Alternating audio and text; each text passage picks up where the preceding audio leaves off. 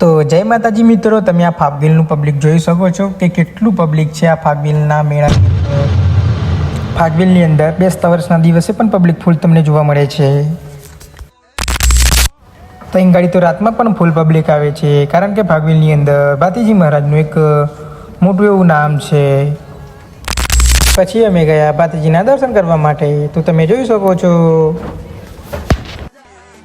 ફાગવેલના મેળાની અંદર રાતે ફરવા માટેની મોજ જ કંઈક અલગ છે, કારણ કે પબ્લિક ફૂલ થાય છે. ફાગવેલની અંદર પબ્લિક દૂર દૂરથી આવે છે ભાતીજીના દર્શન કરવા માટે. તો તમે જોઈ શકો છો કે ભાતીજીનું પબ્લિક બહુ બધું માનતું હોય છે, જેથી કરીને પબ્લિક બેસતા વર્ષના દિવસે પણ આવે છે.